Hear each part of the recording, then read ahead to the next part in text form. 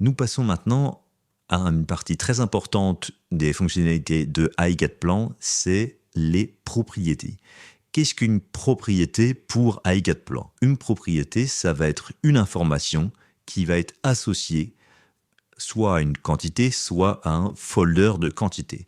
Cette information, elle peut être extrêmement large, ça peut être du texte, ça peut être un chiffre, ça peut être un fichier PDF ou par exemple une image.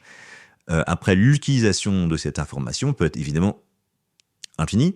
Vous pouvez associer des informations de type général, c'est-à-dire je sais pas, des fiches produits, des fiches techniques, voilà, les propriétés, on va dire, typiques, classiques que chaque élément compté pourrait avoir. Ça peut être des propriétés organisationnelles ou financières, par exemple des dettes de livraison, ça peut être des prix d'achat ou des prix de vente, ça peut être fondamentalement, littéralement ce que l'on veut, évidemment une photo, une réserve, ça peut être, voilà. Encore une fois, il n'y a pas de limite spécifique à ça, c'est réellement ce que vous souhaitez que ce soit. On montrera évidemment quelques exemples assez classiques d'utilisation de ces propriétés et de différents cas, que ce soit pour les DOE, que ce soit pour les réserves, que ce soit pour les extraits de CCTP, tous ces éléments-là. On donnera quelques exemples typiques de propriétés.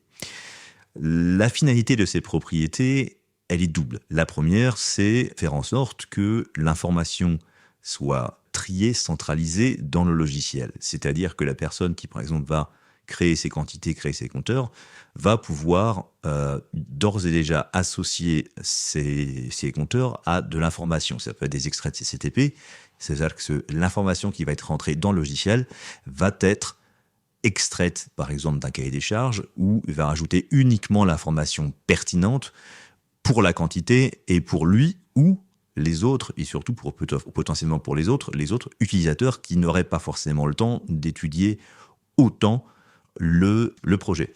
Donc la première utilisation, c'est vraiment un gain de temps dans la passation d'informations entre une personne et une autre, entre une équipe et une autre, ou même à titre de mémorisation entre soi-même, si je puis dire. C'est-à-dire, quand on fait un chiffrage et qu'on va revenir dessus 2 semaines, 3 semaines, 1 mois après, ou par exemple en phase de travaux, on a des questions, qu'est-ce qu'on avait chiffré et pourquoi, et ainsi de suite, eh bien, c'est immédiat, tout travail est enregistré et n'est pas perdu. Donc c'est vraiment la première utilisation, c'est la conservation, la centralisation et la passation d'informations. C'est la première utilisation des propriétés. Deuxième utilisation, elle est vraiment purement opérationnelle. C'est qu'une fois qu'il a récupéré toutes certaines informations, l'utilisation première et souhaitée qu'on pourrait avoir de cette information, c'est de la partager aux équipes, sur site. On verra qu'on a mis à disposition un certain nombre d'outils qui permettront de faire en sorte d'afficher extrêmement rapidement toutes ces propriétés directement dans le plan, que ce plan puisse être sorti en PDF et donc imprimé et donné aux équipes sur site. C'est un gain de temps considérable pour les chefs de projet, pour donner l'information aux personnes qui n'auraient pas forcément accès directement au logiciel, typiquement aux personnes, on va dire celui qui a sa visseuse et son pinceau, pour avoir un plan qui est qualitatif, facilement compréhensible et dont les erreurs seront minimisées. Donc voilà, les usages principaux de ces propriétés vont être celles-là. Alors après, maintenant, comment on accède aux propriétés de façon très pragmatique dans le logiciel? L'onglet propriétés, il est ici, juste en dessous les quantités. On peut cliquer gauche sur propriétés, on va ouvrir l'onglet propriétés. On l'ouvre, on le ferme. On peut l'agrandir si besoin. Et par définition, si on sélectionne absolument rien dans le plan, l'onglet propriétés sera vide. Alors là, je vais sélectionner mobilier, mais imaginons que si rien n'est sélectionné, l'onglet propriétés sera vide. Il faut donc cliquer sur une quantité, par exemple la quantité 5, et on voit qu'on a déjà un certain nombre de propriétés que l'on va balayer très rapidement qui apparaissent. Ce sont les propriétés par défaut. Celles-ci n'ont besoin d'aucun rajout d'utilisateur, elles seront automatiquement générées. La première, c'est le compteur, le total compteur. On en a 12, c'est affiché ici. Le nom de la propriété, on peut le remplacer ici. On a donc les formes, la couleur du compteur, sa forme, est-ce qu'il est rempli ou pas rempli, et sa taille qu'on peut modifier à volonté. Ici, par exemple, je veux cliquer, je peut manuellement augmenter ou diminuer la taille du compteur. On peut évidemment changer sa couleur, par exemple. Hop là. Évidemment, je ne sélectionne pas les deux compteurs, comme ils sont là. C'est juste qu'il y en avait deux superposés. On peut, si je clique donc sur propriété de ce compteur, on peut changer voilà, la forme, on peut faire littéralement ce que l'on veut dans les modifications sur les formes des compteurs.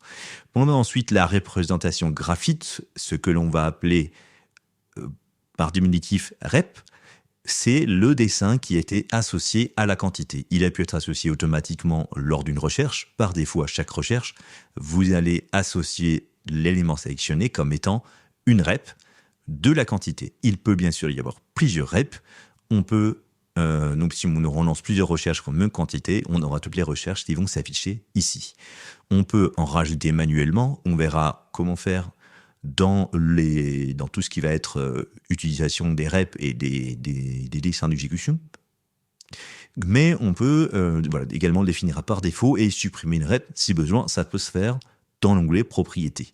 On voit également qu'il y aura des tags qu'on pourra associer aux quantités. Ici, encore une fois, les tags feront l'objet d'une vidéo spécifique. Les deux éléments en dessous, ce sera l'objet de la vidéo juste suivante, qui va être vraiment le rajout de propriétés. On verra qu'il y a, on va dire, 3 types de propriétés, 4 types pour être plus large, celles qui sont automatiquement générées, qui créent des built-in ici. On va avoir les propriétés héritées du folder, les propres propriétés de la quantité et des propriétés spécifiques qui vont être en fonction des pinpoints humaines. On verra ça encore une fois plus en détail dans la vidéo suivante. Donc je disais que les quantités avaient leurs propriétés et on a également les folders qui ont des propriétés et auxquelles on va pouvoir ajouter des propriétés. Le principe, c'est que ces propriétés de folder vont faire hériter à toutes les quantités de son folder ces propriétés-là. Donc on retrouve le nom du folder qu'on peut changer également ici, le tag auquel il pourra être également associé, et donc par la suite, comme je disais, les propriétés, ce qu'on appelle les propriétés héritées. On a par la suite sur les propriétés, donc différentes manières d'accéder à cet onglet propriétés. La première, c'est, comme je l'ai montré, de cliquer sur l'onglet propriétés, mais on peut également l'avoir directement par le clic droit. Si je fais clic droit, j'ai Show Properties, ça va montrer les propriétés du folder. Si je le fais sur cette quantité, ça va me montrer les propriétés de cette quantité.